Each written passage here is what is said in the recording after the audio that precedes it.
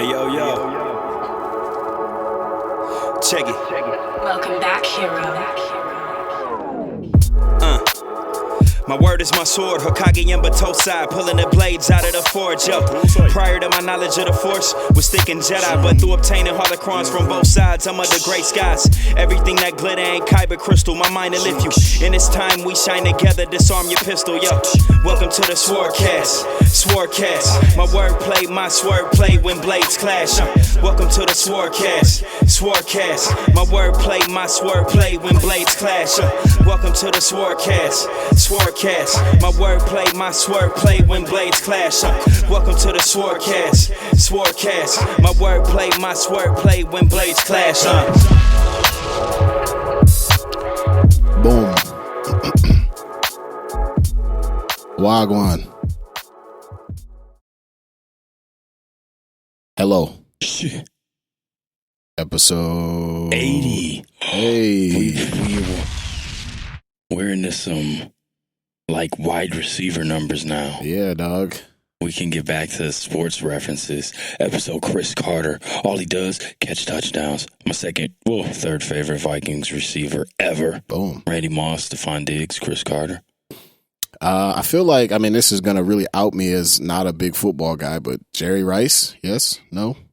Yeah, but Jerry Rice did that Popeyes commercial where he had a piece of fried chicken as a chin strap. So he's SwordCast Hall of Shame. He is not the greatest receiver ever now. Well, because of that. Yep.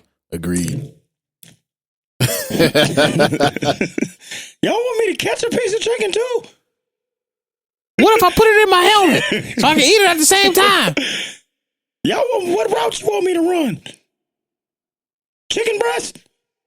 What a fucking loser. Talking to you, Jerry Rice. Come on, Jerry.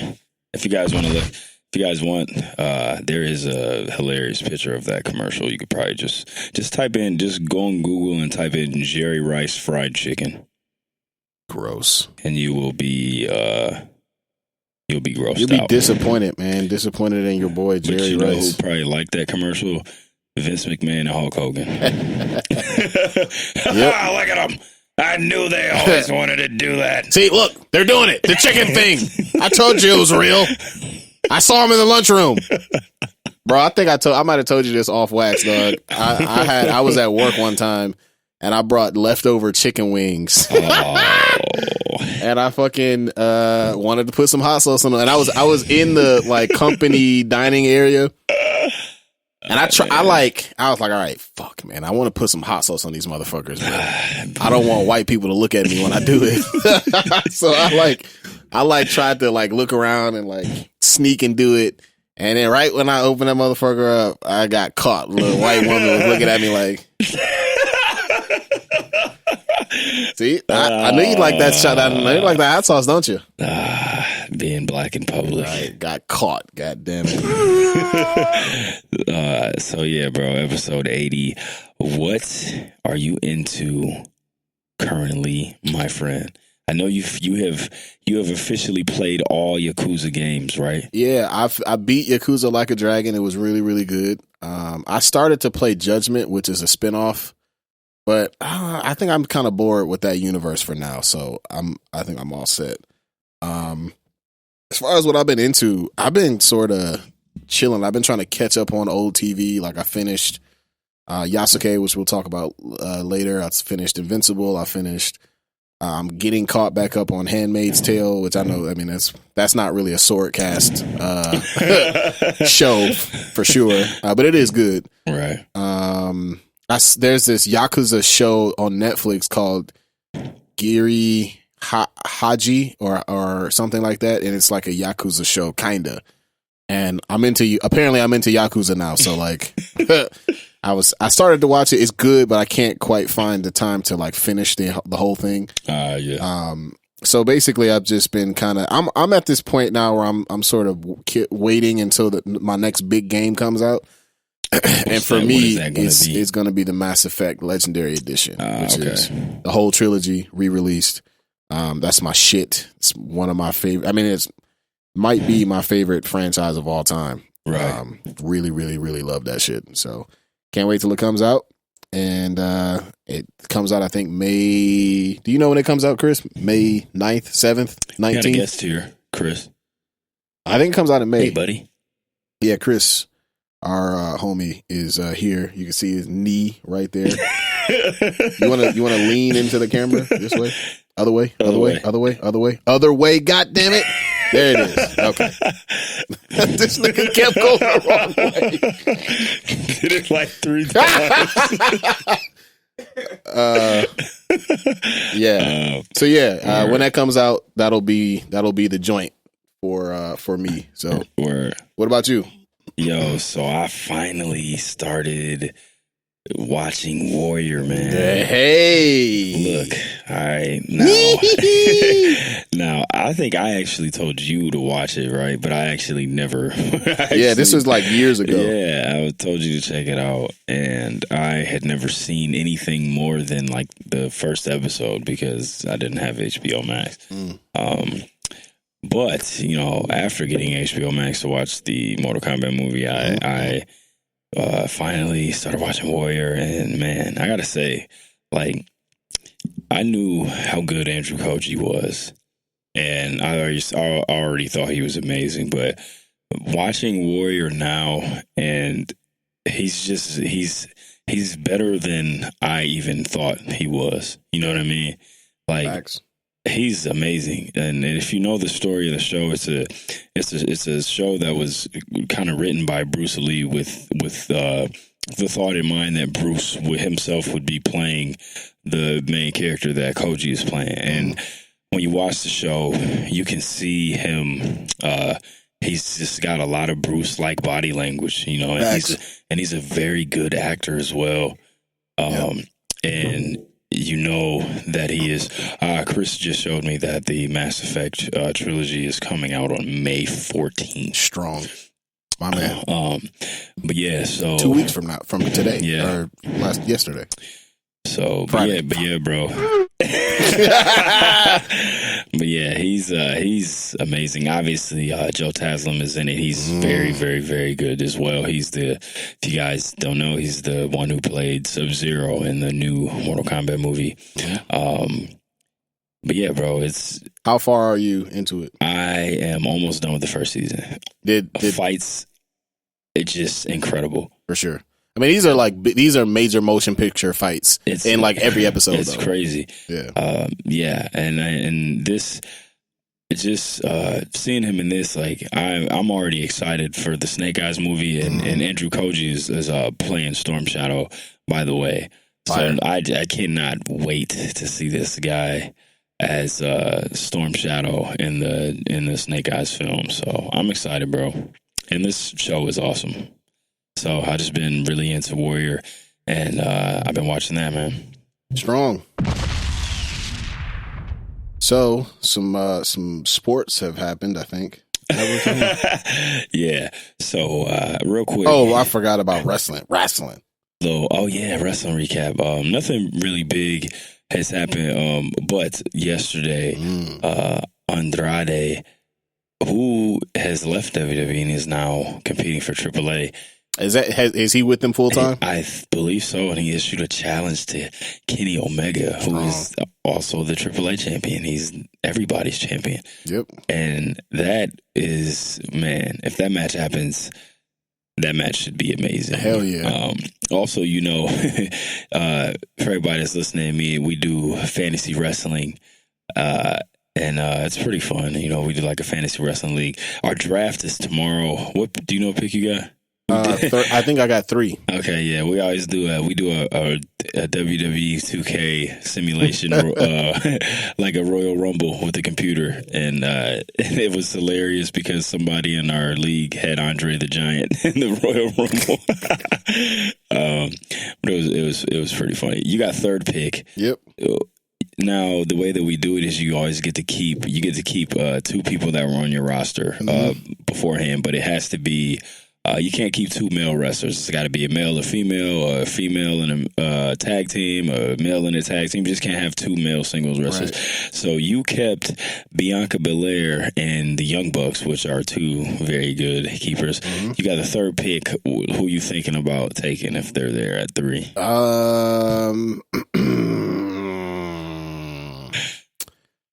I like Darby. Is Darby Allin somebody's keeper? No, which is crazy. I like Darby. I like Hangman Adam Page. Mm-hmm. I like. Do we do? I mean, this is. I don't be paying attention to this shit all the time. But we do New Japan too, right? No, we just do WWE and AEW. I tried. I tried really hard to get everybody to do New Japan, but it wasn't happening. Wasn't happening. I don't fucking know, nigga. Jey Uso, I don't know, whatever. Fucking Sasha Banks, maybe, I don't know. She might be available. Actually, okay. I think she is. I literally don't. I haven't watched WWE since. Barring WrestleMania in like a year. WrestleMania. Yeah. But yeah, bro, that's really all that's going on there. But today, the meat and potatoes is going to be about. Well, before we get into those things, let's talk about our sports teams, right? Oh, okay. Sports team recap. We did have some sports that happened. We had NFL draft. Yeah.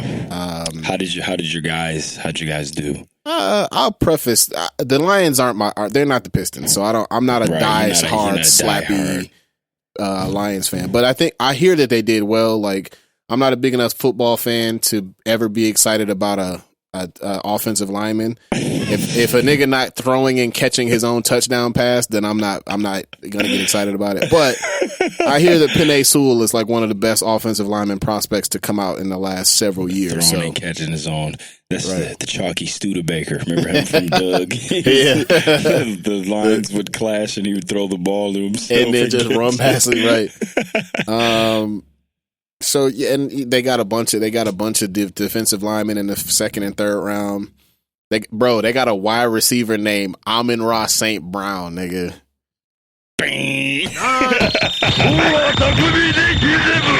God damn it. Hey, I'm here for it. This nigga's first name is Amon-Ra. Hey, if you know, you know. Super duper black. Apparently he can play football too, which I'm actually like, that's like the second most important thing. Oh, man. So yeah, I think they did well. Pistons are losing, which is excellent. They're now second place in the tankathon because y'all got to get first. Y'all need. We're not about to catch Houston. Y'all need them lottery balls. We do. That'd be ideal because if you get the first pick, you get guaranteed a top 5 pick. If you get the highest odds, yeah. But second is I would be fine with that. That would encourage me that they might actually end up with a good player. Because that NBA draft, bro, after 5, good, but there's a big drop off after the 5, first 5 picks. Yep. So it's a very top heavy draft. I wouldn't say it's a stacked draft like everybody else said. It's a very top heavy. Yeah. Those first 5 guys are probably better than everybody. They're probably better prospects than everybody in last class, right. Last draft class. Any one of them could have went number 1 overall. Mm-hmm. But after that, it's tough, man. It's real tough. I feel you. I'm going to go out and put out there that the Pistons won't get a top 5 pick because I'm trying to reverse jinx it. So, yeah, how about you? How your team's doing? Steph cut his hair. I saw that. And he obviously been putting the team on his back. The last game, I think, was against the Rockets. Yeah. Yo, this dude, the definition of just keep shooting. Like, he was struggling. He was like 2 for 12, and they were literally, I think they were losing by like 8. Mm. And he just started going crazy. And they ended up winning by like 30 almost. Like, God damn it. It was pretty. Yeah, but I mean, I'm frustrated, bro, with the Warriors because it's just like, you already know how I feel about them not making a move at the deadline. And it's a big moth in here.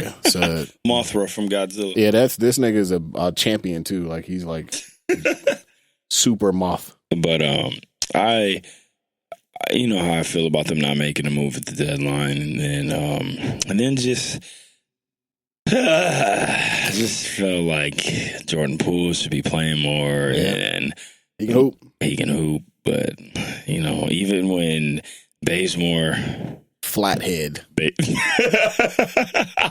That nigga back of his head. Nigga Cliff. Goddamn straight back. even when he was out, they still weren't starting Jordan Poole. I don't know, whatever. Young, can't play defense. All right, bad defender, fucking whatever. Don't care. Yeah. And then, the Vikings did good in the draft. They did good. And they drafted Kellen Mond in the 3rd round. Let's go. Black. Let's go. Athletic.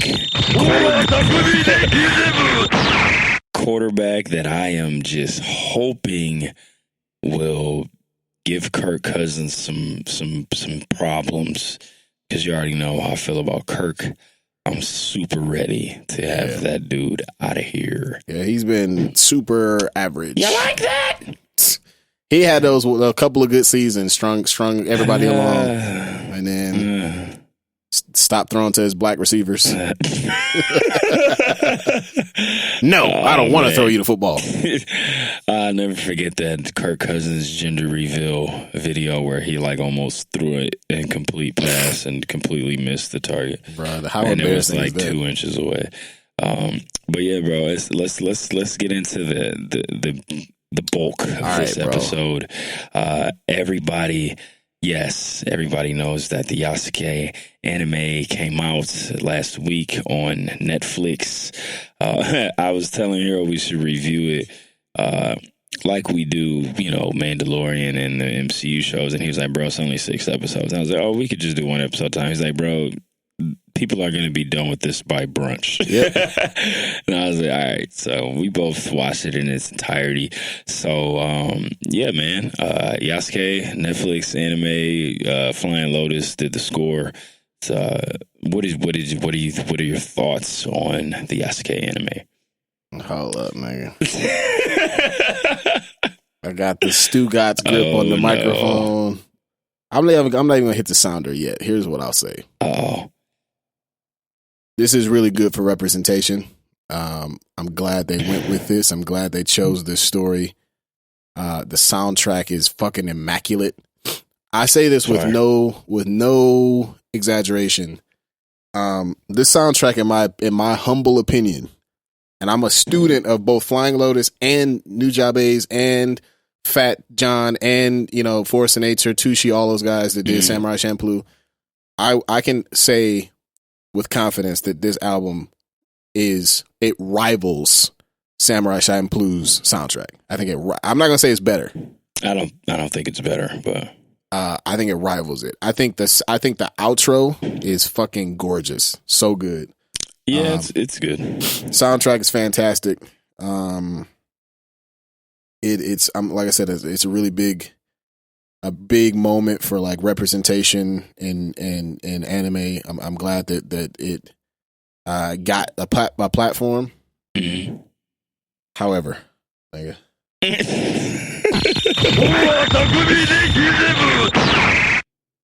I'm not gonna hold you up, bro.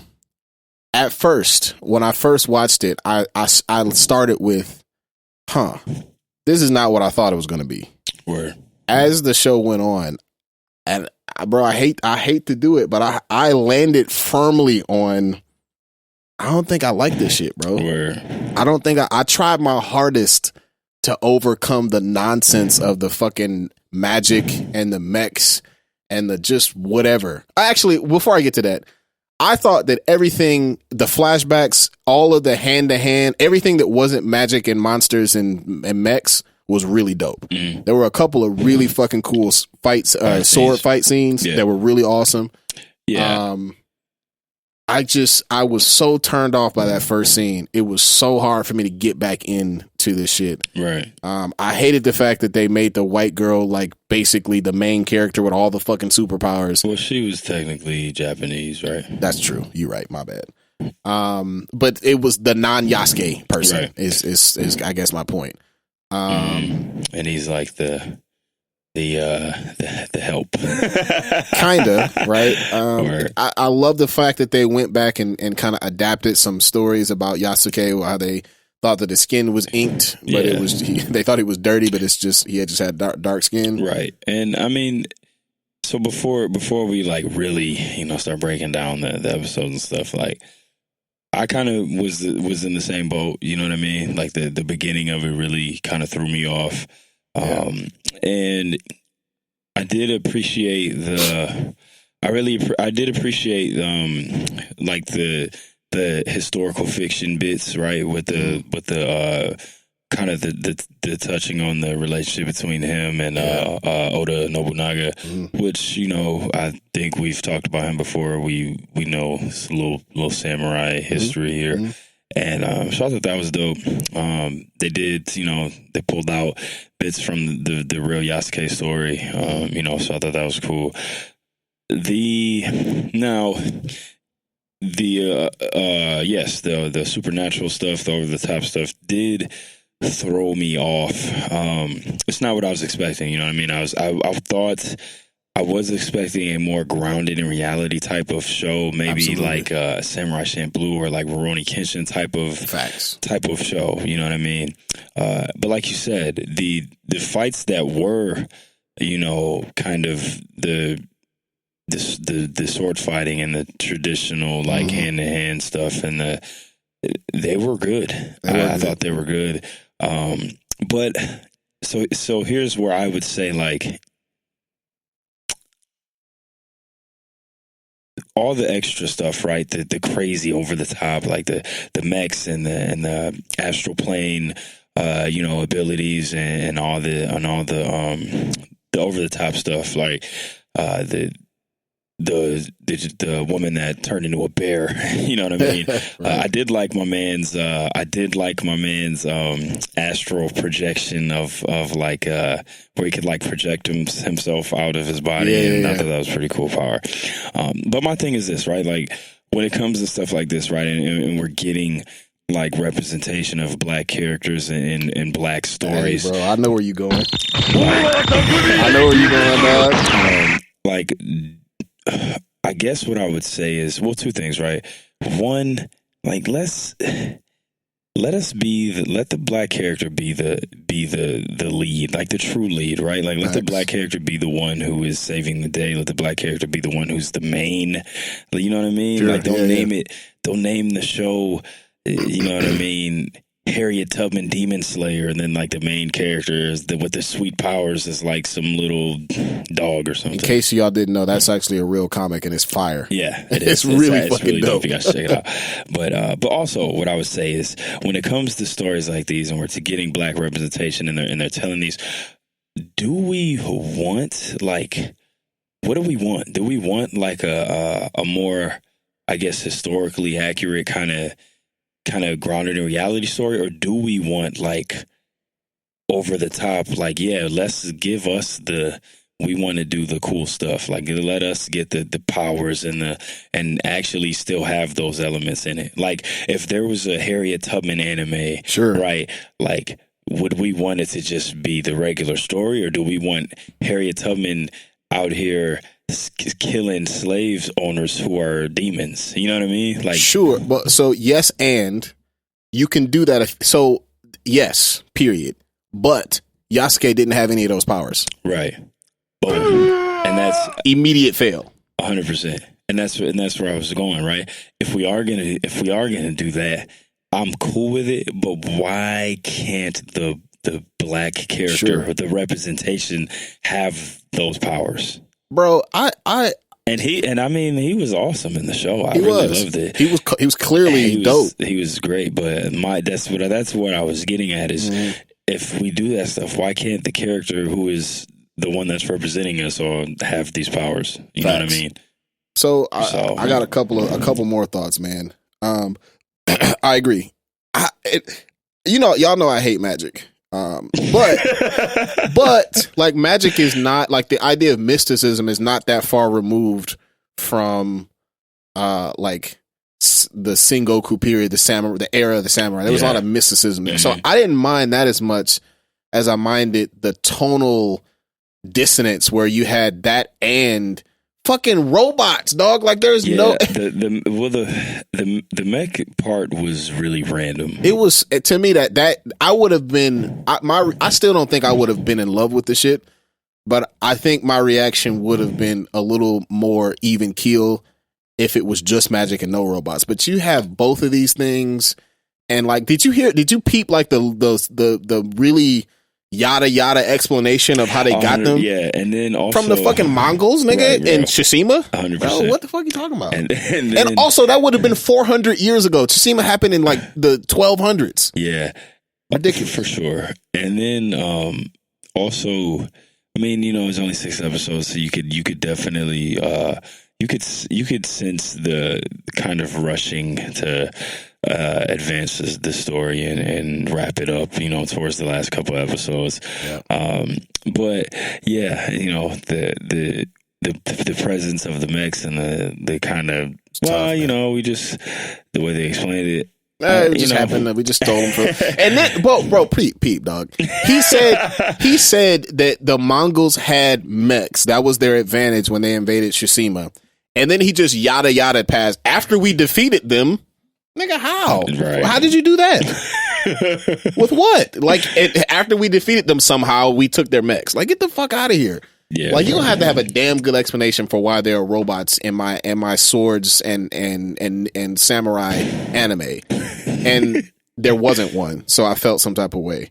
And then, you know, there were some I did enjoy kind of the little callbacks to some of the real these are like some real clans, you know, that they were talking about, the Iga clan, the Koga. Yep. There's also clans that you see often represented in anime all the time. Basilisk, you know, shows like that.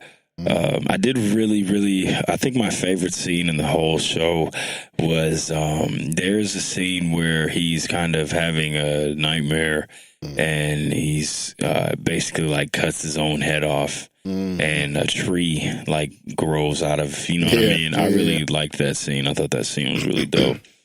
Yeah. It was I remember that scene. It was really cool. All of the like Yasuke self-discovery stuff was really good. I enjoyed the way it was structured with like the flashbacks and stuff. I thought it was done really well. It almost seemed like sometimes it was 2 completely different shows. You know what I mean? Yeah. Like and one of them was way better than the other. Yeah, with his stuff, and then they would go into you know, the other stuff, and it was like you were watching 2 different shows. But I mean, I guess I don't think I hated it. I don't think I hated it either. I don't think I hated it. I think I liked it. I can't say that I liked it. I think I liked it. I think I liked it. I think I liked the Yasuke stuff enough to say that I enjoyed it to some degree. If they did, if they did a second season, would you watch it? Of course, I'm gonna definitely watch it. Like, I'm gonna support it, no doubt. But and if they did a second season, would you definitely? I don't know if it's possible, because I mean they did all that, right? Would it be possible for them to kind of scale it back? No, you don't think so? No, for a few different reasons. So here, I had a couple of thoughts as you were talking. You mentioned how to do black magic, right? Or how to do black like super, right? Yeah. My first thought was, even in the trailer, there was a hint of a little bit of maybe somebody did a super move or like a Naruto jutsu or something like that, where the nigga had the laser arrows. Yeah. There was a little bit of a hint of that in the trailers, but the trailers I felt like were criminally misleading. Yeah, bro. very criminally. And I think they did that shit on purpose. Like, okay, we need to rein it, because some niggas ain't gonna like this shit, right? And I don't like when people. I don't like that type of advertising. Me either, bro. It's like trolling people. Yeah, I don't like that. So with that in mind, I'll give you my overall take was that I found it. I was very disappointed by it, which is not to say that I didn't like it. Not to say that I hated it, because I had very high hopes. This is the time where goddamn everybody. I've known about Yasuke since whatever. Like, whatever, bro. Who cares? I remember learning about Yasuke in college, like 10 plus years ago. And I thought it was really cool when I heard about this, and I had really high expectations, especially when you kept hearing things like Afro Samurai and Samurai Champloo thrown around. Like, I would have been totally fine with a hint of, like, you know, somebody got a jutsu that activates a magic or this or that. And, you know, you gotta, every now and then you would hit them with a special move. Like the way they do it in Naruto, I think is Naruto, even though there's a bunch of jutsu and special abilities, it still feels until in the end it starts going a little crazy with the fucking tail beast. But there's a good chunk of Naruto that still feels relatively grounded in reality, and I would have been fine with some of that, right? But what we were expecting, what it sounded like we were going to get was a Samurai Champloo type, you know, grounded in reality, sword fighting anime, and that's what they showed us in the trailer. That's what they showed us in the trailer. We didn't get that, and I'm not even. And so since we didn't get that, and we also got a bunch of stuff that just didn't make sense together. Yeah, bro. Like that opening scene, I was like, it was nonsense, bro. Like, what the fuck are we doing? And so my kind of like, what's happening? So my reaction is that I feel very disappointed by it. I'm gonna support it. I think it's still important that it came out. I think it's a big deal, and I think some people will like it. Right? I think some people will enjoy it. If you're able to suspend your disbelief more than I am, I think you might like it. For me, that's not the type of anime I like, and especially not anymore. Especially about that type of story. Right. You know what I'm saying? And even when you do watch shows like that, right? Like because the shows, the anime that it reminded me of, honestly, the most was probably Basilisk. Okay. And I mean, those are shows where, yes, you know, they do have the element of like some of the, you know, anime stuff, right? Like Ninja Scroll, you know what I mean? It had a little Ninja Scroll to it too, but it's just like they went so hard on the just like you said, I guess just the mech thing is really, but I also kind of feel like it was really, this show was like, took elements from a lot of other sword anime. Like, you know, if you watch Samurai 7, that's what it reminded me of the most. Yeah, I like Samurai 7, and Samurai 7's got mechs. But you know what, bro? I was talking to one of Edmund's homies about this. I think I remember not liking Samurai 7 for the same reason that I don't like this. It's because I'm like, what are we doing with these fucking robots, bro? Like, I'm trying to see some sword fights. Right. And I feel you. And that's kind of the story. Samurai 7's got robots in it. So it's that wasn't really my cup of tea either. I mean, so I just... It had a lot of elements from a lot of different sword animes, like I said, but they just went super heavy on the mech thing, and I just went that first scene, I was like, yo, what the heck is going on? I know you saw my post, like, bro, I'm 10 minutes in, and I'm like, what's happening right now? Right. I got one final take on the creator, on LeSean Thomas. I have an immense amount of respect for him. I think it's really dope what he's doing.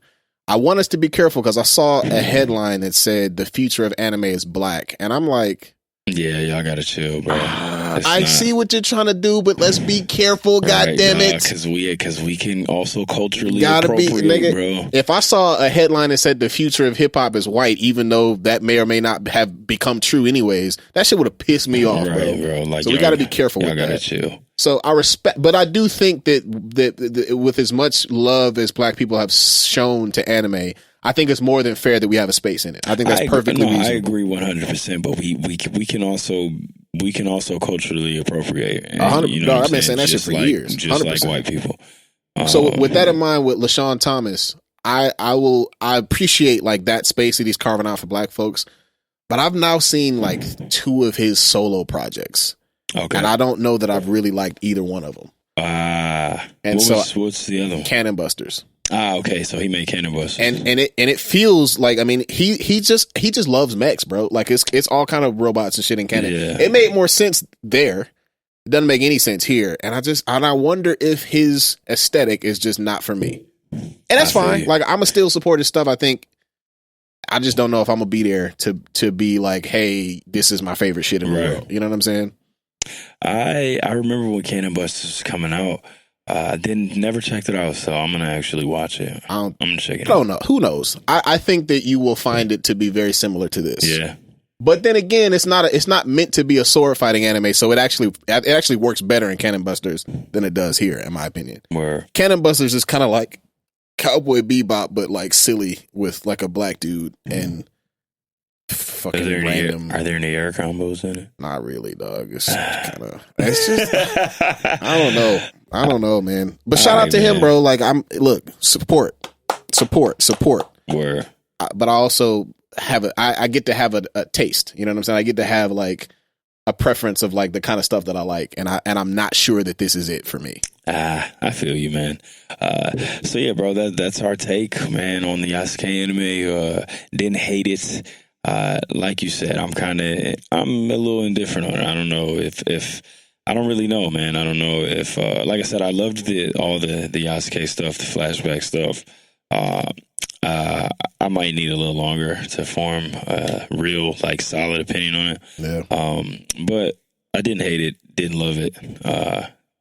So I will be willing to say that I was at minimum disappointed. right, yeah, I think I was too. But you know, we'll see where it goes from here. So yeah, bro. Well. a lot of people been talking about the soundtrack was amazing though. That soundtrack was fucking fire. I loved it. Yeah, fantastic. And you know, Fly Low, that's like my main man. That's like my like spiritual big brother in beats. And I don't know him personally. I met him a few times. He has no idea who I am, but I just feel connected to this nigga. So anyway. Right. Yeah, man. A lot of people have been talking about Invincible. I have not checked it out. Why don't you put me on Invincible, man? Okay. So from what I hear, it's just like some brutal fight scenes. Okay, now I keep seeing people post this white guy that looks like who does he look like? He looks like the dude from what's that guy's name? Burt Reynolds. It's like buff Burt Reynolds with a mustache. Hey, bro, look, y'all niggas. Okay, let me start by saying Invincible is really good. Okay, it's really, really good. I think you. Would you like it? I think you would. I think you would like it. I know your taste in comic book stuff. These are not street level niggas. These are all like these are overdogs. These are all overdogs. God damn it! And Omni-Man is an overdog. So I don't know if you'll like that part, but just in terms of storytelling, it's a really, really interesting take. It's a new take on the superhero genre, which I'm here for. Word. Now, you niggas, goddammit, are hyping this shit up for the wrong reasons. Y'all saw a couple of memes, and you saw the first episode, you see all the brutal violence, and you're like, oh, shit, oh, it's crazy. Like, bro, y'all niggas, if that's the reason why y'all like this shit, y'all niggas are sick. That shit's weird. The violence is not the reason why this shit is good. Okay. The reason why it's good is because it's telling a really, really dope story. It's taking that pastiche of Superman and flipping it. In a way very similar to what the boys did with Homelander. So you said the main character? You said he's Asian? Yeah, so Invincible, the title character is not that guy. It's not the white dude with the white and red. That's Omni-Man. That's his father. Okay. The main character is the dude with the black, blue, and yellow with the goggles. He is his son. His name, he is Asian. He's played by Steven Yeun. Who's actually from Michigan. Shout out to Steven Yeun. And he's half super person and half Asian. And he's dope. Like, he's a really cool character. His character's from Michigan? No, the actor. Oh, okay. The actor's from Michigan. And he's a likable, very likable character. He's it introduces you to the realistic world of superhero work, where like there's a second episode where he, like, after he gets his powers and he did his first little mission, and he's like shook by how many innocent bystanders are just getting vaporized. And he's like, bro, what the fucking hell is going on? And then the other superheroes like, oh, nigga, you thought this shit was about to be pretty? Like, no, this is how this shit go down. That's like, crazy. This is how it goes down. And you don't ever see that in Marvel comics, right? Ever. And you so never see that aspect. It's you never see the cleanup. People are always just kind of not there. Right, miraculously surviving. Nah, this shit is, niggas be passing away out here, bro. And that part is cool, but like, so I'll give you you've already seen I'll just give you the first hook, right? The synopsis of the first episode. We live in a world where there are superheroes. They're fairly common. The strongest of all the superheroes is Omni-Man. He's essentially a Superman pastiche.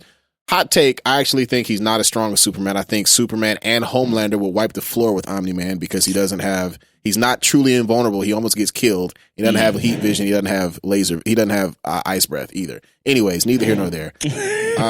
He's the strongest of all the heroes. There is a group. There's basically a Justice League pastiche where they're all, copies basically of all the Justice League characters.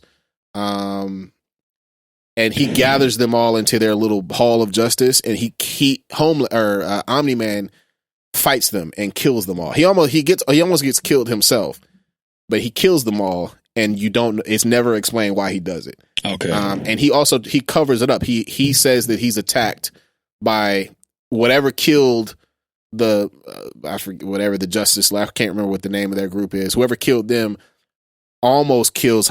His story is whatever killed them almost killed me, but I didn't see what it was. So he heals up, and he he hides the evidence, and he's sort of this kind of looming, still acting like a good guy, but something's up type situation for most of the season. And the son, the main character of the story, finally gets his powers, wants to become a superhero, learns the ropes, has to train with his dad, and you kind of follow his story. But the main question is like, what the fuck happened? Why did Omni-Man kill all these heroes? Right. And it's a pretty intriguing mystery. You get some answers. There are obviously more answers to come in the later series or season. So is this first season over? Yes. So, and they did not fully answer that in this season? They gave you the first part of the answer, but I expected there's more. Right. No, I mean, he flat out told you why he killed him, but there's more. Okay. There's more stuff happen. But again, my encouragement to you is the violence is fine, but like the reason why this show is good is not because of how brutal it is. It's because of it does like I feel like it's like My Hero Academia level storytelling, but a little bit more mature, which is that hooked me. So I'm here for it. I think it's really good. I think you'll like it. I don't know if you'll necessarily like the heroes because they're all super powerful, but it's worth a shot. Overdogs. The niggas is definitely overdogs for sure. It's good though. I'm looking forward to it. If you like for fans who haven't watched it, if you like The Boys, I think The Boys is the easiest thing to compare it to. I think you really like this show. I didn't watch that. Yeah, Boys is good. I like shows that like critique the genre and point out the little fuck shit that don't make any sense. I really enjoy that. Same reason why I like One Punch Man. Same reason why I like The Boys, and Invincible does a lot of that as well. So. Mm-hmm. For sure. Boom. Yeah, bro, I feel that. But yeah, man. So also another we talked about the Mortal Kombat movie. We did not talk about the Demon Slayer Mugen Train movie that came out finally over here. I know everybody knows it did ridiculous record-breaking numbers in Japan. It's like the #1 movie ever of all time. In Japan, which is nuts. But I know you have not seen it yet. I know a lot of the fans and stuff have seen it. You gotta go back into the theater, bro. Yeah, I feel you. I'm kind of nervous about that. You gotta watch it, man. This movie's really dope. I actually saw it a long time ago. Yeah, I couldn't wait. Probably pirate that. I mean, nope. I mean, whatever. Excuse me. Sorry. But it's fire, man. It's very, very good. And obviously animation is top tier for sure. I mean, it's basically at this point in Demon Slayer, right?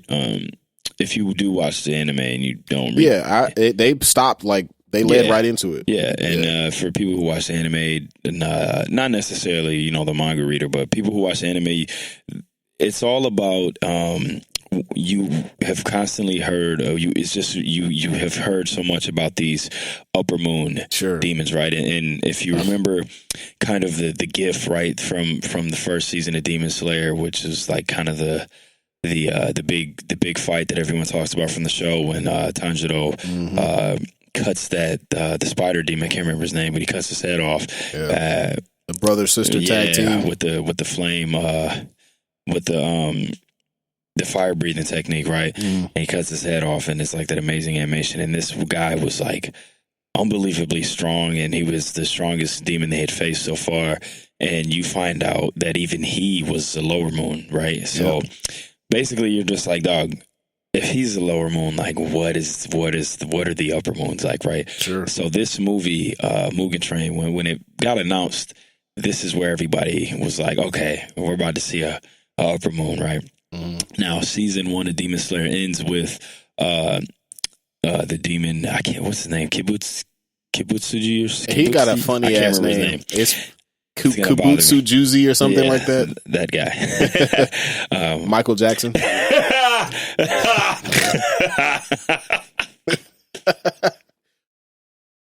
Hey man. Hey man, hey man, yeah. Goodness gracious, how did I never see that? You never seen that? I didn't know. That's now I can't unsee it. Kubutsu, look it up. Yeah. Anyway, the demon god, basically. He at the end of the first season, you see him basically like wiping out his lower moon demons, right? Because he's mad at them. And then Muzan Kibutsuji, that's how you say it. So he kind of wipes out his demons, and then there's one who he gives his blood to, and he's telling me this, you didn't think this nigga looked like Michael Jackson? Jeez. And he's so powerful that usually people can't handle his blood. Like when he gives them their blood, it like kills them. So he gives his blood to this one demon, and they take it, and and that's kind of where it leaves off, right? And then you see this demon who he gives his blood to on this infinity train, and then and then that's where the movie starts, literally, right? Where the show ends. It's really dope, man. Most of it does take place on the train. Okay, so there's this demon that's on the train. I'm not going to give away too much of it because you haven't seen it, but there's basically just this demon on the train, and all the demons have their ability, and it's pretty crazy, man. Like basically he gets you to fall asleep, right? Trash. By I can't remember. I think he does it by getting your train ticket punched. It's like his ability, right? So he basically gets you. I don't know. That's so funny. He basically gets you to fall asleep, and he. And it's like it's crazy. It's like really hard to wake up, basically. Like, and then he just kind of, and that's what he does, and he controls everybody on this train. And so the only way to wake up in your dream is like you have to like kill yourself, basically, in your dream. But you have to be confident enough that you're sleeping, because he puts everybody in a dream that's like a really good dream that they don't want to wake up from. You know what I mean? So like in Tanjiro's dream, his like family's alive, and you know what I mean.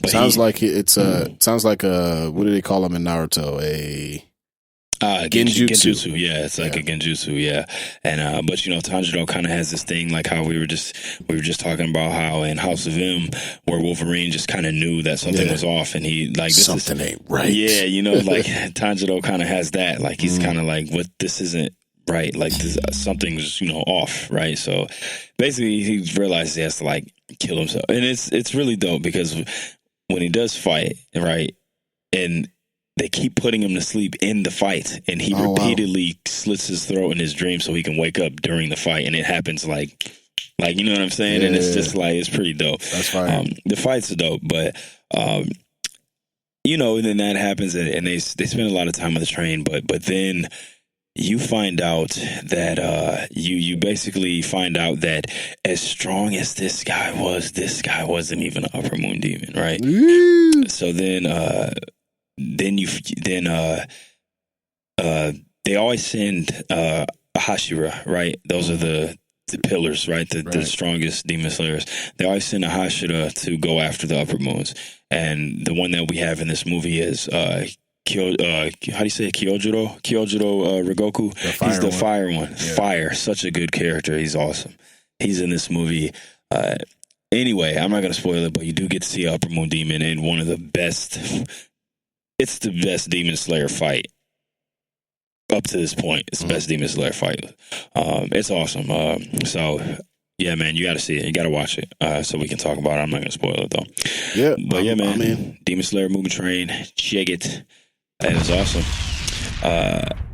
But again, I mean, you know, it's crazy that it's the biggest movie ever in Japan. I'm reading now that it just overtook Mortal Kombat in terms of in America. Yeah. Okay, yeah. That's dope. So currently, it's the biggest movie in America too, which is crazy. Word. Super crazy desk. Yeah, bro. That is dope. But moving on, it's time for one of our favorite parts of the show. You can only pick 3. Last week we did what did we do? Last week was fire. We did like the Marvel crossover events. Now this week we got some cosmic, some outer space Marvel characters. Yeah. So I know you like the cosmic folks. Yeah. These are. So we got some outer space characters, heroes, good guys. Yep. Boom. So what you got? So let's see what we got here. Chris is on the phone and he's really loud. He's upstairs. Oh. All right. Nice crop of characters here. So, first person that we have here is Captain Marvel. This is the newest version of Captain Marvel. Carol Danvers. Carol Danvers with the this is what the movie version of her is based off of. She got rid of the old Miss Marvel suit. Super powerful. One of the strongest females characters in the Marvel universe. I would say she got a lot of hate from the incel boys out there. Come on, bro. Ooh, powerful woman, unrealistic. What are we talking about? She's married too. It's magic. This is goddamn make believe. Like, what are we doing here? But yeah, no, she's in anybody's top 10 list of most powerful female characters in Marvel. I would imagine, be in there for sure. I mean, Facts. You got her, you got Storm, you got Jean Grey. Jean Grey, obviously the Queen. You got Wanda. Witch. Yeah, so you got, but she's up there for sure. Emma Frost. I would say Emma Frost is not quite in that tier. No. She's not Omega. The people that I just listed are Omega E. Because wait, am I wrong about this? I don't think Scarlet Witch is on Omega level mutant. I don't think so. I don't really understand how, because she's. You think she has displayed feats that are Omega level-ish. Some reality, but okay, let me warping abilities. Okay, hold on. I gotta look this up again. Anytime somebody has something to say, I gotta find this. There's a definitive list in Dawn of X, Dawn of X by Jonathan Hickman that lists the GOAT. List of Omega level mutants. Fucking hell. Okay. Yeah, Jamie Braddock, which is Mara Monarch, Bobby Drake, Iceman, Joshua Foley, Elixir, Jean Grey, Marvel Girl, or whatever. I mean, David Haller, Legion, Eric Lyncher, Magneto. That's new. He was not Omega level until recently. Kevin McTaggart, Proteus, Absalon Mercator, who is Mr. M. That motherfucker is crazy. He's basically like Molecule Man, except a good guy. Psycho. Storm, finally put some respect on her name. Benet Dupetit, Exodus. He's really dope. Quentin Quire, Kid Omega. Okay, I have a problem with this because Quentin Quire only became Omega when he took the kick drug to like amplify his power. So he's not really an Omega, but I guess it stuck. It stuck with him. Franklin Richards, obviously. Gabriel Summers, Hope Summers. So okay, according to this list, that's the one I was forgetting. Yeah, according to this, I can't believe I forgot that. And Hope's got a really weird power too. Her power is that she can like. It's power manipulation. She can like amplify and take people's powers away and stuff like that. But according to that list, Scarlet Witch is not Omega level, and it's probably the reason why is because I think they retconned that she's not a mutant anymore. That's probably why. Okay, that makes me feel better. Anyways, she's not even on this list, and I spent like 5 minutes talking about her. The next person we have here is Nova from Nova Corps, super powerful with the bands. Or I get the didn't this character used to be named Quasar at one point? No, is Quasar somebody different? Quasar is somebody different. Yeah, Quasar used to be in. He was like in the original Guardians of the Galaxy lineup. You're right. Yeah. Yeah. That Quasar. Yeah, he's got the crosshair thing. Okay. Yeah, he's super powerful. He's got the quantum bands, right? That's where his powers come from. And Nova is, remember we talked about Annihilation last week. He plays a big role in that story. Yeah, I haven't read that, but I do know that he's really good. He's cool too. He got cool design. Then we got one of the original Marvel Superman pastiches in Guardian.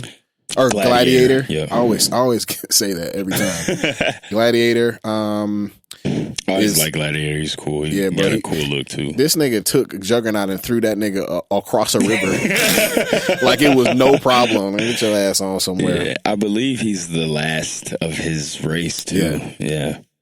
Okay.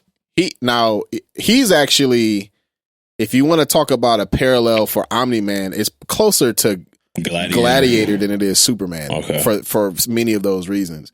But yeah, he's one of the protectors of the Shi'ar Empire, which play a huge role in the Phoenix Saga.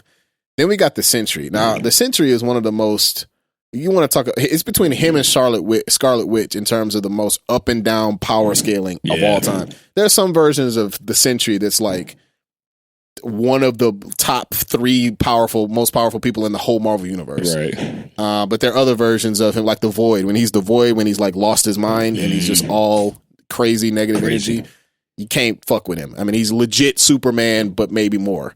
But then there's other versions of him because his issue, I can't remember his name, his real name, something. Can't remember. But he's got mental issues where he's got like dissociative personality where he goes, his confidence comes and goes. So when he's fully confident and he's lost his mind, when he becomes the Void, fucking unstoppable, like absolutely unstoppable. But again, there's versions of him where he never trash. Like he's always great. He's strong. He's always like, I mean, at his weakest, he's like on par with Thor. And at his strongest, he's on par with like fucking Galactus dead. As a matter of fact, I think he fought Galactus to a standstill, which is crazy. Excuse me? What the fuck are we doing here? And then that wasn't full power of Sentry who fought Worldbreaker Hawk. I mean, but it's still very impressive. Yeah. Worldbreaker Hawk wasn't about to fight Galactus to a standstill. He did. No, but then we talked about him last week. Worldbreaker Hawk knocked his fucking block off. Worldbreaker Hawk took Wolverine on. Right. So yeah, the Sentry, I am a fan of it. Reynolds, one of his names is Reynolds. I don't know if his first or last name, but I've always been a fan of him, but I get confused because I don't know like what are we doing with him, because and I think Marvel wrote themselves into a corner with the Sentry because he's just too fucking strong. There was a time when he was in like a lot of stuff and then he just kind of I think they retconned that because I think he had technically always been around. But he did something. Somebody did something. Either him or Xavier. Somebody did something where they erased the memory of the Sentry away from everyone on Earth. That's why he was able to just kind of show up all of a sudden again. It's really weird. They get kind of wonky with it because I mean, what do you do with a Superman character? It kind of fucks all your stories up. It really does. So for that, I've kind of talked myself away from him being a keeper, even though I do like him. Right. First keeper, obviously, is the Silver Surfer, Norrin Radd, the Herald of Galactus. Probably my top 2 or 3 most favorite comic book character ever. I mean, you want to talk about the original coolest design of all time? Yeah, bro. Like, come on, bro. Like when I was a kid, I used to collect Marvel superhero cards. Yes, and I had just one like holographic Silver Surfer Fuck card. yeah. It was awesome. I don't know if I had the same one, but I also had a holographic Silver Surfer. Probably, I bet you it's the same one. Super fucking dope. So yeah, shout out to the Silver Surfer, one of my favorite characters. I had to come to terms with the fact that again, he's another person, depending on who's writing him, up and down. I had to come to terms with the fact that he's not quite as powerful as I wanted him to be.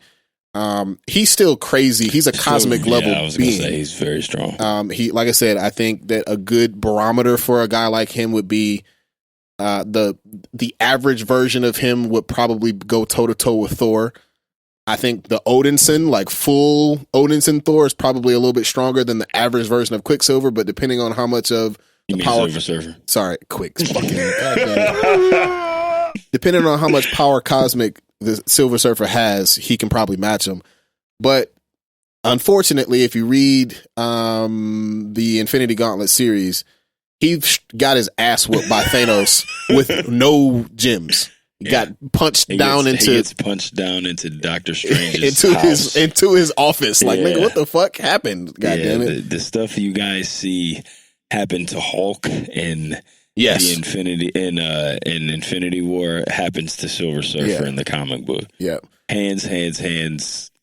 Yeah. Doctor Strange's house. Yep. So, but again, I felt a little disappointed because I wanted him to be like the most untouchable person of all time. But nah, he's still a dog. Like, he's not to be fucked with, but he's not like all powerful like I thought he was. Yeah. Then we got my next keeper, which is Adam Warlock, the keeper of the Soul Gem. He is really integral to almost all of anything in dealing with the Infinity Stones. I was surprised that he. I guess I didn't think they were going to just throw him in the movie when he hadn't. They did introduce him at the end of the Guardians movie, right? They hinted at him. They hinted at him. I mean, it's obviously Adam Warlock. Yeah. But, I mean, he's essential for that story. Like, essential. So I wonder if they're gonna bring him in at some point, because he's got like what's the evil version of him? The Magus. The Magus, Magus, yeah. So you got good Adam Warlock, got evil Adam Warlock. Yeah, so Adam Warlock he's actually, I think he's wielded the Infinity Gauntlet more times than anyone, even Thanos. He forms the Infinity Watch that Gamora is actually on for a time. Yep. Did something just jump away from you? Yep. That was my stress ball. Yeah. So Adam Warlock is a super cool character. It is a really dope name. That would be a cold ass name for a rapper too. But unfortunately, or a wrestler as well. He's sort of golden haired, perfect white man Jesus a little bit. But I'll allow it this time. And now we got 3 more Guardians of the Galaxy that I'm gonna write a tat through right quick. We got Gamora, daughter of Thanos, the most dangerous woman in the galaxy. When you want to talk about hands and feet and scrap, I don't know if there's too many people in the comic book world that can do it better than her. And all, like, hands, feet, scrap, gun, explosive, fucking she's Deadpool, but like not crazy and like not here for the games. Yeah, she's dope. Then we got Star-Lord, who in the comics is way better than he is in the movies. Everything happened because of him in the movie. Yeah, I'm not a huge fan of Star-Lord. Really in the comics or the movies. His helmet's sweet, but he do have a sweet helmet. Drax, man. Drax is another guy who got hoed in the movies, bro. Drax is easily He's a goon on par with like regular, not World Breaker Hulk, but regular Hulk. Yeah, Drax he would be able to like fight that nigga to a standstill probably. Drax is a killer in the comic book. Bro, Drax was created to destroy Thanos. Literally. That's why he was made. That's why they made him. Right? I mean, he is a motherfucker. In the movie, they just kind of made him Dave Bautista with green paint. Right. That was I mean, that's literally it with some fucking knives. And some funny jokes. Yeah, I wasn't really here for how they destroyed Drax the Destroyer, ironically, but in the comic book, he is a motherfucker. So I think in terms of my last keeper, it's probably going to be between Gamora and Drax, if we're talking about comic books, or Guardian. Who was your second keeper? Adam Warlock. Ah, nice. Yeah. So I think I'm gonna go Gamora for the hands and the feet and the lasers and the fucking grenades and the swords and everything. Yo, her swords. She's got a lightsaber in Marvel vs. Capcom 4. Fire. And she's really dope. Yeah, Gamora is awesome. All right, let's go. We got Captain Marvel, Carol Danvers. Gets a lot of hate, but I mean, she's a dope character, man. I liked her when she was Miss Marvel too. Mm-hmm. Again, man, y'all gotta watch Avengers: Earth's Mightiest Heroes if y'all want to get a good, quick breakdown of her story and how she gets really strong, becomes a member of the Avengers. Y'all gotta watch Earth's Mightiest Heroes. That's on Disney Plus. Watch it. Then we got Nova. I actually named my daughter after this guy. Fire. He's dope, man. I remember in the older comic books, I don't know if they still do it now, his helmet used to be really dope because it would be like cloth. But then when he like put it on, it would be like, like metallic. That. Yeah. He does have a really cool design. Yeah. He's a sweet looking character. Again, the Annihilation story was kind of like his coming out party. Nova's dope. I'm a big Gladiator fan. I just remember when I was a kid, he used to be on X-Men sometimes. Big fucking Juggernaut's ass. And also I used to have the Toy Biz. Remember the Toy Biz X-Men figures? I had the Gladiator joint and he used to do this. Yeah, that stiff ass uppercut. But yeah, I like Gladiator too, man. Another character who's he's one of the Annihilators in the Annihilation story, so he's dope. Then we got Sentry, man, Marvel Superman, a little crazier. Like you said, really inconsistent, like power scaling for this guy. For sure. And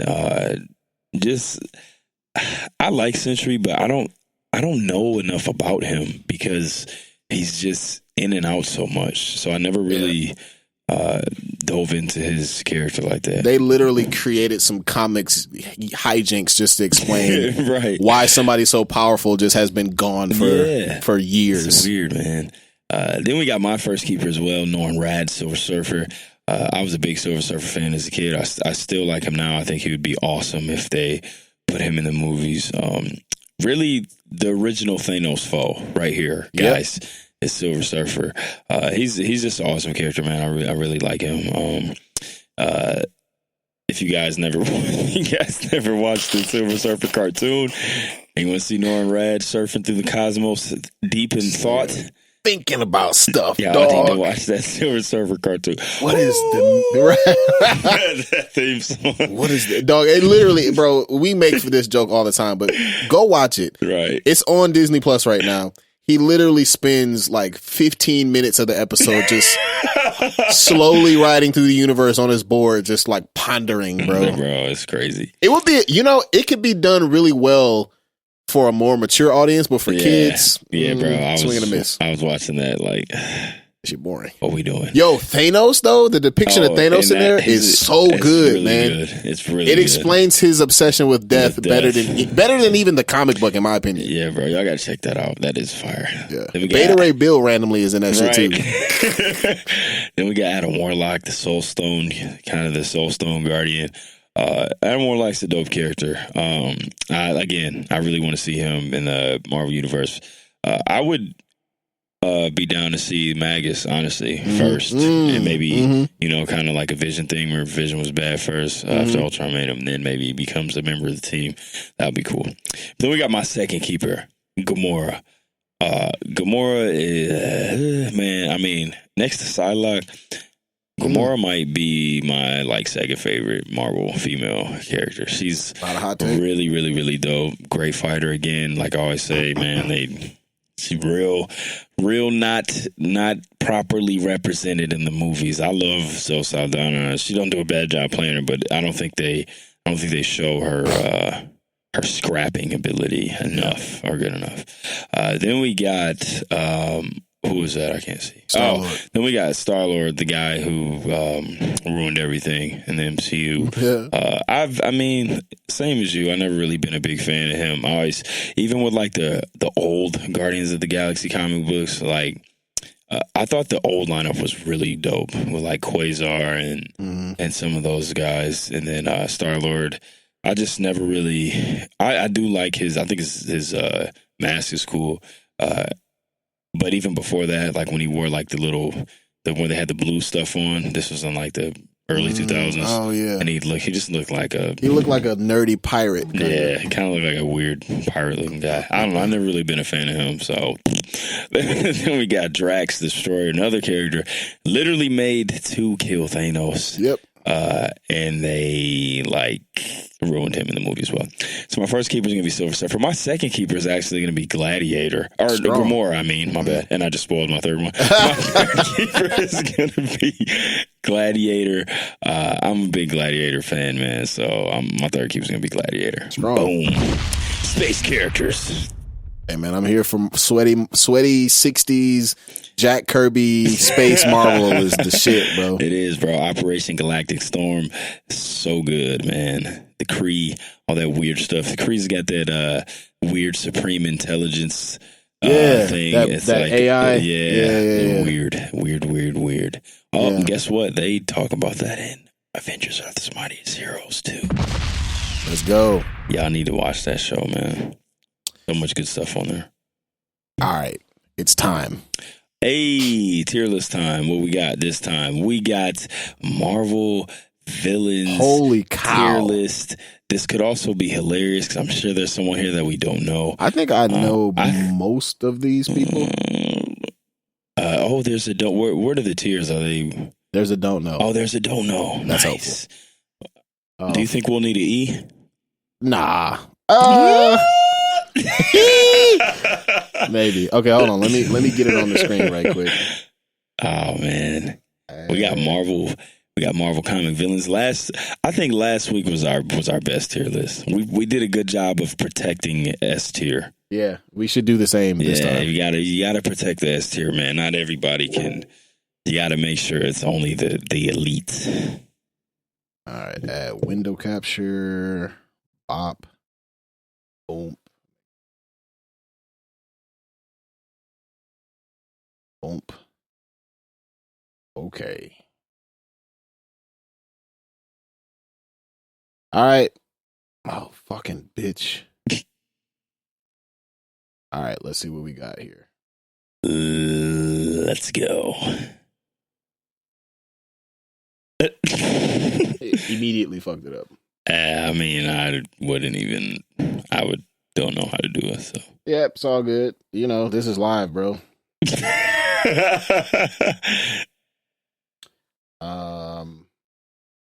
Full screen.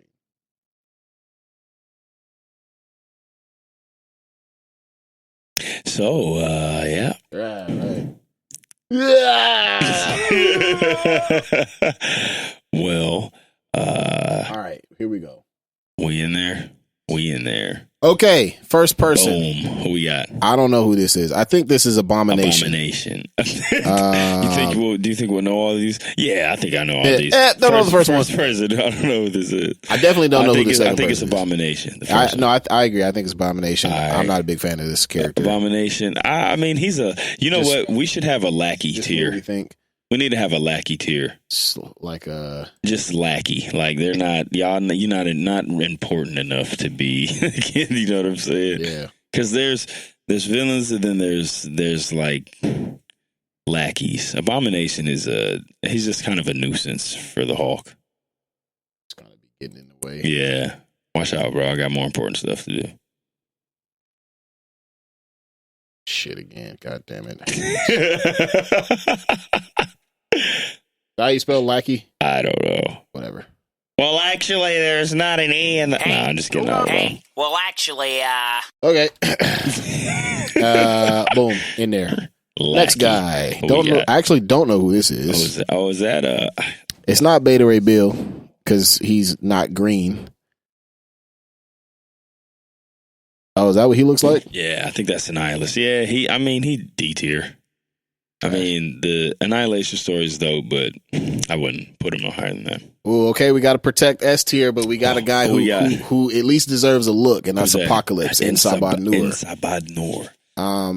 Apocalypse is S tier, bro. He's the biggest. He's the biggest X-Men villain. You ain't got to tell me twice. Outside of Magneto, who's a hero, my brother. You need to take they trying to pull the wool over your eyes, bro. Brother. We'll get to Magneto in a second. Magneto X. I have a suggestion for Magneto. Come on, man. Apocalypse, Age of Apocalypse. Come on now. Apocalypse, no, he's not. Yeah, he is. He is. Next one is Blackheart, son of Dormammu. Ooh, Blackheart. Is he Dormammu's son or Mephisto's son? You might. That's a great question. He's one of the two of their sons. One of the evil guys. I don't know. It could be either one. I actually think Blackheart is dope. I think he's got a really fire design too. He does. We just don't see him very much of him. We just don't see him enough, so I think he's D tier as well. Boom. Next one, we've got Bullseye, who is also a lackey in my opinion. Bullseye's a lackey. Yeah, I guess we'll put him in lackey. I like Bullseye though. Yeah, he's cool. He's kind of a. Hey, I'm gonna mess with Daredevil and Spider-Man a little bit. Like, let it go. That's what Go, nigga. Stop bothering me. God damn it. Okay. One of my guys, kind of one of my guys. We've got Carnage, not an S tier guy. Ooh, I like Carnage, man. Carnage I think he's got to be A tier or B tier. Yeah, I will put him in A tier. Yeah, Carnage is fire. Carnage is good. Okay, here's one of your guys. I believe this is. They're so far away. That's not Ebony Maw. That's Corvus Glaive. Corvus Glaive. That's my guy. I love Corvus Glaive. You already know he's one of my favorite villains. I mean, I would put Corvus Glaive in B tier, man. I think we gotta respect the Black Order here. Facts. I'm a big Corvus Glaive fan. Is this? So this is this. That's Crimson Dynamo. Crimson again. Here we are. I think Crimson Dynamo is kind of a lackey, man. I agree. He's like a Masters of Evil lackey. Crossbones. Hey, look, we are Crossbones. Then I think he's another slept on villain, man. Didn't he technically kill Captain America? Is he the one that shot him? Oh, you talking about in the comic book? Yeah. Yes. Yeah, Crossbones has one of the biggest bodies ever, bro. He's gotta be B tier at least. All right. Then we've got they did him so dirty in the movies, bro. Super Dwarf or Super Giant or no Black Dwarf. Is that who this is? C tier for bro. Crossbones killed Captain America, dog. This is hold up. This is Black Dwarf. Black Dwarf's a big lackey, bro. He went to Wakanda and got served up in Infinity. Oh man, then we got Dark Phoenix. Oh wow, they got Dark Phoenix in here as a villain. Shit, Dark Phoenix is a villain. Oh, what you think, man? I want you to know your thoughts on this. I'm scanning through to see who the other potential S tiers are. Do we have room? I think I got something special planned for Magneto. So I think I'm gonna put her in S tier for now. Okay. But we may revisit. Okay. Dr. Doom, easily S tier. S tier. S tier. Do you remember when bro, the Black Panther has thwarted that nigga. He won the first round. I mean, you can say that about any of these villains, though. Oh man, Dr. Doom easiest S tier ever. So far, yeah. Dormammu. Ooh. He is the guy who's got S tier power, but since he's so niche, I wouldn't put him any higher than A tier. What do you think? I'll put Dormammu B tier, man. Same thing, bro. Like he's. Dormammu is he's super powerful, but again, he's such a niche character, man. Like he don't He don't pop up enough in across the board. Okay, so now we got Ego the Living Planet. So this is a wacky character here. Yeah. He's definitely not a lackey, but he's just sort of, I would put him in D tier just because I'm talking about super niche, goddamn it. He's a villain. Yeah. He's a villain. He's a fucking asshole. Then He's got Galactus's brother. Then we got Shocker. Is he's been in the Sinister Six though, bro. You know who else been in the Sinister Six? That's a Nah, that's Electro. no, that's Electro because Shocker is the one with Shocker's the one with the arms on and the vest. I mean, it's a lot. We gotta see, man, because yeah, bro. But when you think of but look though, when you talking about Sinister Six, who's the first villain that comes to your mind? Doc Ock. Who's the second villain that comes to your mind? Mysterio. Probably Rhino. Who's the third? But Rhino, Kingpin. It's a lot of them. It's a lot of them. I would get the Shocker. Green Goblin. So your point is that he's not in the first. He's six. not even in the first 5 or 6 Sinister Six villains that you think of. So you think that's lackey level? I think I'll put him in C tier. All right. I actually don't know who this person is. This is the first one I legit don't know. Oh, I don't know who that is. Chris, you don't know who the fuck that is. I do. Put him in. Hold on. What? I gotta see. That's my man. Spider-Man multiverse. Looks just like him. I don't know. You know the vampires that eat Spider-Man? You talking about Morbius? No, that's No. Morbius right here. No. You know him as soon I don't know who he is. Put him in. I don't know for now. as he killed like every Spider-Man. I kind of know who you're talking about. Kinda. So this guy I can't remember. He's from the Savage Lands in the X-Men comics. I can't remember this character's name. Let me see if I can look it up right quick. Green Mutant from Savage. Yo, Land. speaking of Savage, do you remember Savage Dragon? Like the old comic books. He was like the muscly dragon head dude. He had like a dragon mohawk. Yeah, I do. Huh? More. What word are you saying? Moreland. My question is this: if we do find out who this guy is, that's not him. No. I can't remember this guy's name. I put him in. Don't know. Yeah. But I do. Fuck. Okay. Anyways. Okay. So now we got another guy who we need to talk about S tier with Galactus. Galactus. Look, anytime Galactus is involved, it's obviously a gather up all the heroes. Yeah. Event. Give me your best guys. Yeah. Type shit. We have to stop the end of the world. Yeah. I think Galactus has got to be S tier, man. I'm not gonna argue with that. Who we got in S tier so far? Apocalypse, Dark Phoenix, Doctor Doom, and Galactus. I mean, these are deserving. These are deserving S tiers. And I think we need to give room for the fact that some of these villains be world in this, so we might have a bigger S tier than usual. Facts. I agree. Okay, now we got Green Goblin. C tier. I was gonna say he's not quite a lackey, but he's certainly no higher than that. I mean, we might have to go B, bro. That's Norman Osborn. Yeah, we got to go A or B for Norman Osborn, bro. Actually, I would put him in A tier, honestly. I don't know with Carnage, bruh. Norman Osborn is a big time Spider-Man villain. Bro. He is, but he's like, bro. He did Dark Reign, Norman Osborn. He's there, but it's a lot of niggas that we need to get to here. Let's put him in B for now. Okay. Put him in B for now. All right. The next one that we have is, for example, Hela is next. Oh. I mean, if we put fucking... she not S. I think she's at least A. So what they changed it, right? In the comic book, she's Loki's daughter. Am I right? I don't know. I'm not a huge. I take your word for it. Yeah, I think she's Loki's daughter, in the comic books. But you know what? In the movies, they made her their they sister. Right? What they did in the movies is they sort of combined that character with Lady Death. Yeah, okay. Thanos. They almost. I heard that they were going to make her be the woman that Thanos was trying to get with. Okay, got it. So what do you want to do?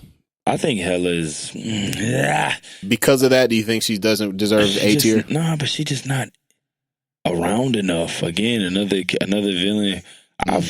I'll put her in A tier just off of the. She is the ruler of the underworld and she's super powerful too. So I put her in A tier. This is.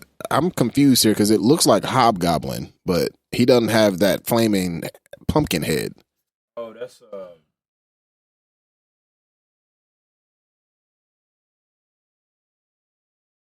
Is it some sort of goblin? Yeah, I mean, okay, whatever. Okay, bro. Here's another one. Now we got the Juggernaut. God damn it!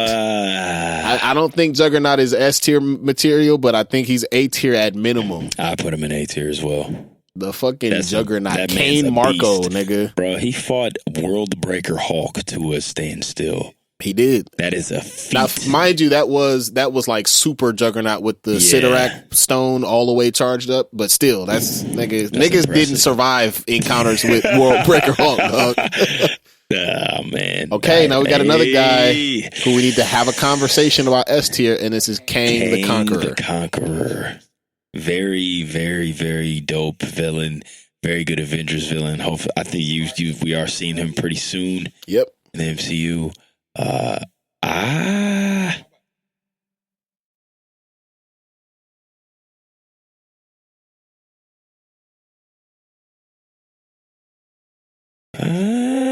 Not quite, because I think Juggernaut is a nigga who the whole X-Men got to scrap with. I agree. Like, you ain't sending Colossus to go stop the fucking Juggernaut. You know what I'm saying? The whole squad.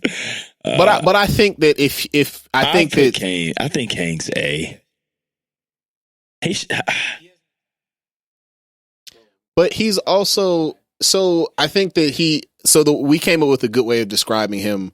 He is a big bad, but he's kind of like a mid boss compared to like some of the big niggas like Thanos and Galactus. Like if we're making films, like Kang is gonna be that Kang's gonna be that like middle villain that's gonna lead to like the movie that's about Doctor Doom, right? You know what I'm saying? That's about God Doom, or Thanos with the heart of the universe, or something like that. Yeah, like he's gonna be the guy that's leading to the movie that's about Galactus. He's not gonna be that end guy, but he's still. I think he's awesome. He's a very good villain. Yeah. What we got next? Kingpin. Oh, Wilson Fisk. I mean, this is when it comes to street level guys, this is the king. I would say he's no lower than B tier. What do you think? B tier is good. I think B tier is good. I mean, he's also inexplicably strong. Yeah, that nigga is superhuman strength and shit. Punching people to what'd you say? to cumin. To fucking seasoning salt. Okay, here's another guy who I recognize, but I can't think of his name. Who's that? I don't know. This nigga right here. Oh, that's my man that goes to Wakanda and steals the vibranium. What's his name? Ulysses Claw. Yeah, he just looks really. Oh, that's what his comic book. Okay, you're right. That's Ulysses Claw. I mean, he's a lackey, bro. I agree. He's literally him and Kraven actually work together a lot. Kraven happens to be the next person. Oh, it's Kraven. No, well, Kraven's next. Oh, okay. I think Kraven though got enough of his own stuff. Kraven's also. I put Kraven in C tier. Just he's dope, but there's so many Spider-Man villains. Yeah, and I think he's in the mid. He's mid as far as all the Spider, but he does have one of the best Spider-Man stories ever. The one where he where he like shoots him and buries him, where he buries Peter alive. You remember that? Yeah. And then he like puts the Spider-Man suit. He just like goes crazy and puts the Spider-Man suit on. Acts like Spider-Man. That dude, he was wild. Yeah, he's nuts. I can't. What the fuck is this dude's name? The dude from the Hulk with the brain, the leader. the leader. He can't be a lackey. I would put him in D tier. I too. Me too. He does. The Hulk does not have great villains. That's correct. Not have good villains. Now we got next? Doc Connors, the Lizard. The Lizard. Another guy who I feel like actually not a bad idea. I think it's actually not a bad idea. I like C tier for him. Me too. That's a good one. While we're at it, here's Mysterio. Put all those mid Spider-Man villains in C tier. Okay, now we got. next? I don't know if we're talking S tier for Loki, but I think Loki's A tier, man. Loki was the first ever Avengers villain, bro. Like, so, and he's. I found another person who this is relevant for. Okay. Venom. Venom. I think that we should create a tier that's flat out not a villain, nigga. Okay. These guys are not villains, bro. Anti-hero. Yeah, man. Villain is. I'm gonna respect the S tier and I'm gonna put it underneath S. Okay, I like that. Let me. Shit, pissing me off, dog. That's because you said it has no confirmation. It's just, man. You type something in and then it's just motherfucker. Jesus Christ. Fuck this shit up. S. Bob. Okay. So now I want to add a row below. Boom. Now I got to. I feel like this shit ain't my fault, bro. It's very weird. Very weird. Anti-hero. All right. So we have a class of their own. I agree. I don't think he's a villain. Mags. Venom. Good. All right. Next guy. Is that Mandarin? Is that what Mandarin looks like? Oh yeah, the rings. Yeah, that's Mandarin. You already know I love the Mandarin. I think he's underrated. I put him in B tier. Strong. Very underrated. Okay, now we got another guy who... It's Mephisto. Right. Yeah, there he is, Mephisto. Now look, bro. Mephisto is one of these guys who is always... He's like... Bro. He's all... If there's a plot, that nigga Mephisto got his hand in it somehow. Right. I feel like he needs an audition at least for S tier. Okay. What do you think? Do you think he's too niche? I think he is very niche, kind of like not as much as Dormammu. I would put him in A tier. Yeah, because if we put Dormammu in B tier, I would put him in A tier. Who we got next? Morbius. I think Morbius is a dope character, man. Straight up, I like Morbius. Character. Yeah, I would put Morbius in C tier with the rest of the mid. All right, hold up, the rest nigga. of the mid Spider-Man villains. Hold on, bro. The next nigga. Wasn't I just bigging up the Spider-Man villains like last week? My next guy though, nigga. Who is that? I can't. Fucking goddamn. Who is that? Nigga, Karnak. Goddamn. Yeah. I thought Karnak was a good guy. Oh, you're right. Fuck. Baron Mordo. Ooh. I wish it was. I would rather it have been Karnak. Let me see. You might be right. Let's take a look. I think that's Baron Mordo, Doctor Strange villain. Yes, that is Baron Mordo. I would put Baron Mordo in. I would put Baron Mordo in C tier. Nigga, that nigga fucking Karnak be deconstructing niggas. Fucking taking niggas apart. Deconstruct. He does have a sweet. I'll put Baron Mordo in C tier. Mid. Who we got next? Ooh. Mystique. A tier, man. I agree. Mystique's A tier. She is awesome character. She could also go. She could also go there, man. Yeah, you're right. She could go there. I'm not as big a fan of her as these other two niggas, but I gotta fight fair. So she is a. She can go there. She can. Okay, we got next? Doc Ock. A tier. Yeah, he can't. I think- He can't be just one of the regular I think lackeys. see now we getting into the cream of the crop. Yeah, Right. to the cream of the crop of the Spider-Man villains. There we go. All right, man. Next one is really interesting. This is Onslaught. This is potentially an S tier character, Yeah. but Onslaught was only relevant for like one arc. One story. Yeah. How they do like that? Yeah. Yeah. When he I burst. put him in A tier only because he's not. Yeah. He hasn't been around enough. For those of you who don't know, Onslaught is essentially Magneto. It's the psyche of Magneto and Professor X given form, Right. and he's crazy powerful. Ridiculous. He literally Destroyed, busted yeah. Iceman's chest open and forced him to change back into his human form, which is not a pretty sight. Okay, so the next one, Proxima Midnight. Ooh, I love Proxima Midnight as well. Again, did not get her just due in the movie. Where do we put Corvus Glaive? B tier. I put her in B tier. Black Order needs respect. Agreed. Red Skull. Ooh, He's classic though, so he can't be any lower than B tier. But I fucking can't stand his ass. I can't stand Red Skull either. I put Crossbones in B tier because he killed Captain America. All right, let's put Crossbones in C tier and then put Red Skull in B tier. Fair enough. Just because of the prestige of the first Cap, the body, you're right? And he got a really good design too, bro. He does. You tripping, Chris? Rhino. Rhino. I think he's got to go with the rest of these. He's got to go with the rest of the mid Spider-Man villains.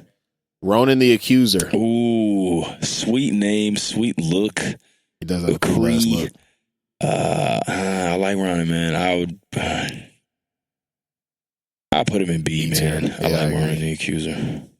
Here's another interesting one. Who we got? Sabretooth. Birdie. Yes, boss.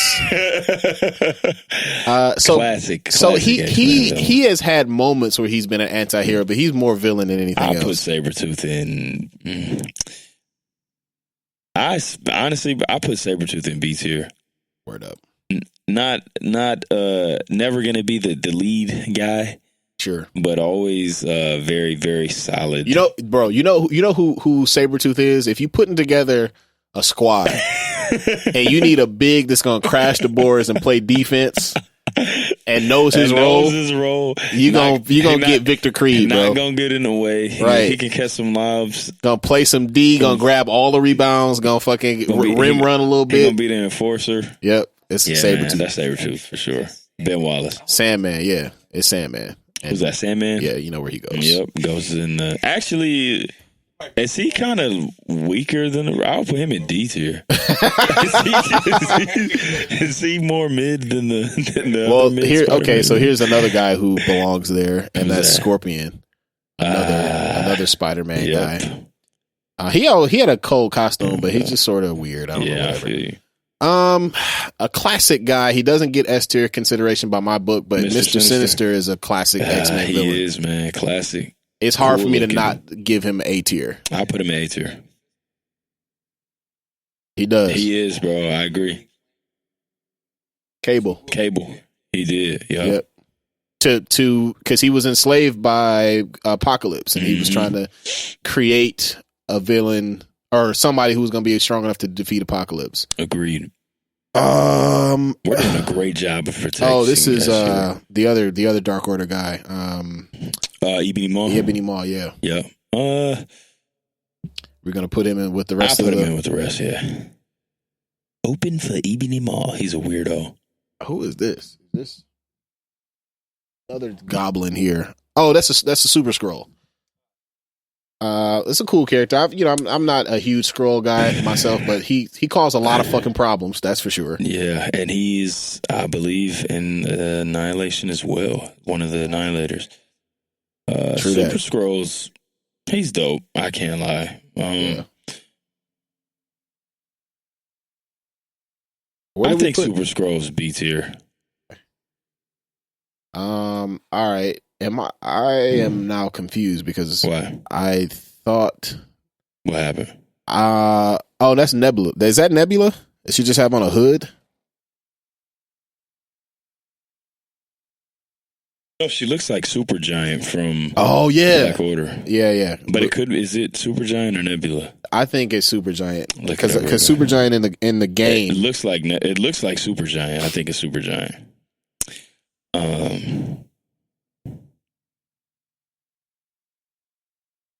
Yes. I would put Supergiant C tier just because she's not as featured as the other Black Order members. Yep. Oh man, this is my guy right Taskmaster. here. He goes anti-hero, man. He got to go in the anti-heroes here. He's just out for the coin. He's just who got the check. Right. Okay, now another clear S tier. I'm glad we saved room. Thanos. Oh yeah, clearly. We're doing a good job of protecting S tier here. Oh, but now we got another conversation to have. Who's this? Ultron. Hey man, I think so. Ultron been a pain in the Avengers ass for decades. Let's go back to Hank Pym making Ultron. Ultron was actually helping for a while before he lost his mind. Yeah, Ultron's S tier. One of the best ever comic book stories ever is the original Ultron story, where Thor and the Avenger. Oh, that's one of my favorite comic book moments ever, dog. Where Thor's just, what do you say? Ultron, we would have words with thee. Fire. Yeah, that's such a good comic book, bro. That's when Hank Pym loses his mind and kills Ultron at the end. Super dope. So I'm having trouble with this. This looks like Polaris, but I know she doesn't have anything to do with Hydra. So who do you think this is? I ain't never even heard of her. Who the fuck is that?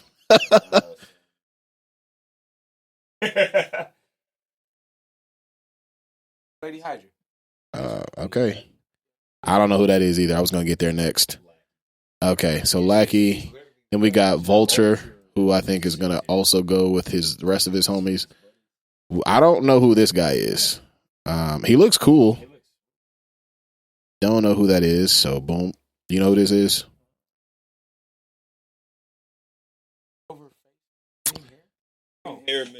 Green hair makes me think of Doc Samson, but he's not a villain, so yeah. I don't know. Then we got Baron Zemo. Yep. I think. Okay, hold on. This is kind of an interesting one. Okay.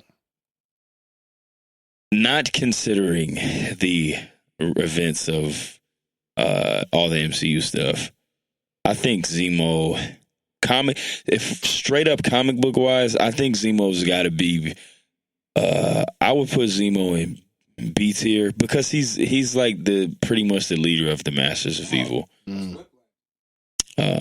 No, that's not Whiplash. It is Whiplash because you see the thing. Okay. Yeah, Whiplash is a lackey. But Zemo, I'll put Zemo in B tier, bro. He leads his own supervillain team, so I think that counts. And then we got, is that Arnim Zoloff? That is Zoloff. I thought that. Dang, that's a dope design for him. Yeah, he looked way better than getting that fucking Marvel movie. Oh man, I couldn't get out of my mind that this nigga looked like Krang from fucking Ninja Turtles. So yeah, Arnim Zoloff, the computer brain from Hydra. Yeah. I mean, you know. I don't know, whatever. I don't know. I mean, C, B. He's not really a lackey, but I'll put him in C tier. Boom. Okay, so we did a good job. We protected S tier very well. But you can't argue with none of these niggas. We got fucking Apocalypse, Dark Phoenix, Doctor Doom, Galactus, Thanos, and Ultron. In S tier. If them niggas come knocking on your door, bro, you got problems. You gotta call everybody. That's the thing about S tier. S tier requires the whole squad. Yeah. And then A tier also has a couple who would also require the whole squad. Yeah, Juggernaut, Kang, Loki, Mephisto. I mean, bro, Mephisto. I think somebody's gonna be mad at, in terms of only because of niche. Right. We didn't put Mephisto in S tier. Hey, if you think he's S, no, because I think we got to protect it. Because in terms of power, Mephisto is probably the strongest person on this. If we're going off just power, there's more to be. Mephisto is probably right up there with Galactus in terms of most powerful. Yeah. There's also the Marquis of Death. Are you familiar with him? No. This is a relatively new, he's essentially like, bro, it's hard to even explain. How would you describe the Marquis of Death? You know who he is?